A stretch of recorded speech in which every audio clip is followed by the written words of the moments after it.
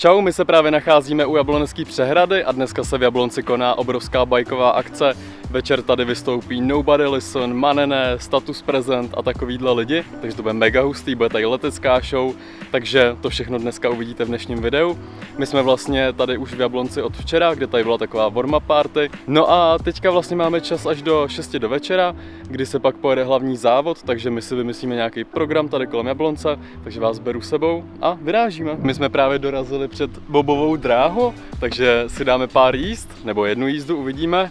A jdeme na to. Už fičíme nahoru krásně, jedna jízda za 90 korun, takže jsem zvědavý na to, jaký to bude a mega se těším, hrozně dlouho jsem nebyl na bobovce, takže snad si to užiju.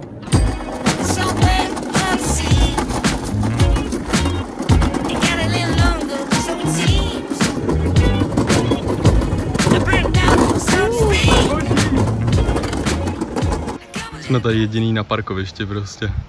Ale je tady krásně. Hej, normálně marakujová zmrzlina, jsem na to mega zvědavý.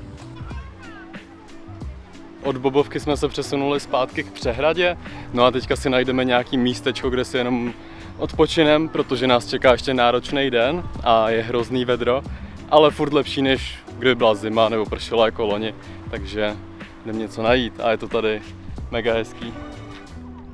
No, takže my jsme se vrátili zpátky k autu, objednali jsme si přes internet burgera z naší oblíbené burgerárny tady v Jablonci, takže si pro něj teďka jedem, bude to taková první polovečeře, pak si dáme ještě nějaký jídlo, co si uvaříme. Kruháče, vržou gumy, měli jsme jít nahoru zpátky, no to je jedno. No, takže my si jedeme pro burger, určitě vám ho ukážu, no a pak se postupně budeme vracet už na samotnou akci, takže na to se mega těším a jedeme dál. Jde se jíst. Podívejte se na tu krásu, domácí hranolky, takovejhle burger, vzal jsem si k tomu icedíčko, takže se jdeme najíst. Moucha skur...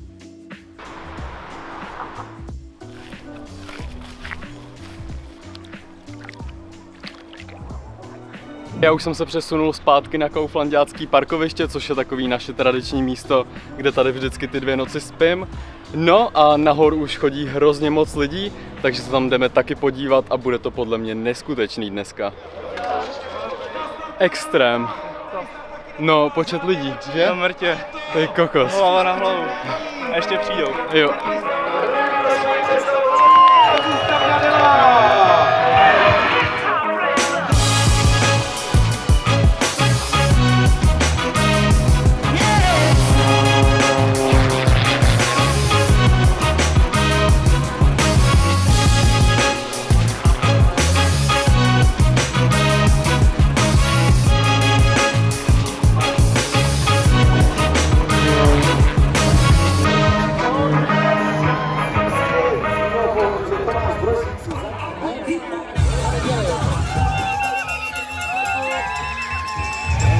Číslem 12, bílý trikot.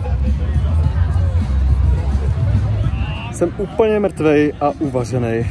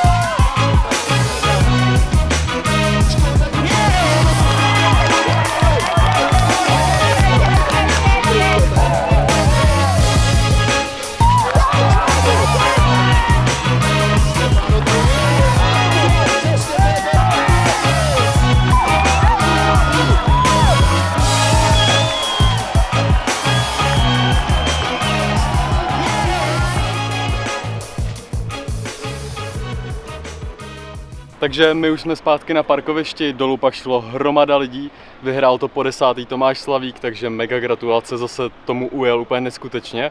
Takže snad vás bavily ty záběry, já jsem úplně upečený, no a teďka si dáme nějaký jídlo v dodávce a pak přijdou ještě afterparty, takže na to se mega těším. Máme 9:30 večer a my jsme se rozhodli si ještě udělat tortily, než půjdeme na afterparty. Takže jsme si nakoupili nějaký suroviny, tortila je naplněná, je tam tuňáková směs, rajčata, všechno možný. David si tady udělal úplně nádhernýho čabajzníka. Ten se fakt povedl, tak jsem zvědavý, jak to zabalím já. Každopádně dobrou chuť vám přeji a vyrážíme na afterparty.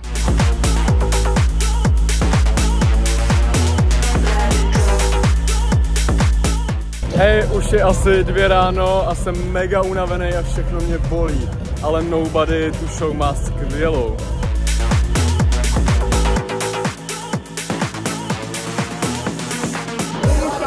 4 hodiny ráno jdeme k autu, možná pokračujeme, kdo ví.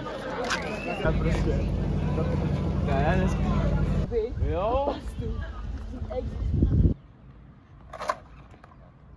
Bude 6 hodin ráno, my jsme se právě dostali k autu. Jsem spustil alarm svým mluvením. Takže bude 6 hodin ráno, my jsme se konečně se všema rozloučili, dostali jsme se zpátky k autu, nevím jak teďka půjdu spát, protože venku už je světlo, zároveň má za chvíli pršet, takže to bude fakt zajímavý, no ale pokusím se ještě usnout, no aspoň na chvíli, vyčistím si zuby, mám hrozný hlad, vůbec jsem nečekal, že se to takhle protáhne, ale byl to skvělý večer, úplně boží. Takže už je 9 hodin, venku docela pršelo, docela mě to taky budilo. No a včerejšek byl extrém, nebo vlastně dnešek, když jsem šel spát před 3 hodinama. Ale teďka si dám asi snídani, vyčistím si zuby a pak pofičím domů, kde se trochu dospím. Protože na tom parkovišti tady už jezdí hodně aut, je tady hodně lidí, takže si pojedu vyspat do klídku, to je dobrý nápad. Takže snad vás tohle video bavilo, pokud ano, můžete dát like, odběr, komentář hlavně a těším se u dalšího videa, mějte se, čau. No, jako musím říct, ideální chvíle na to vyrazit domů. Všude obrovská kolona, takže to bude dlouhá cesta. Ach jo.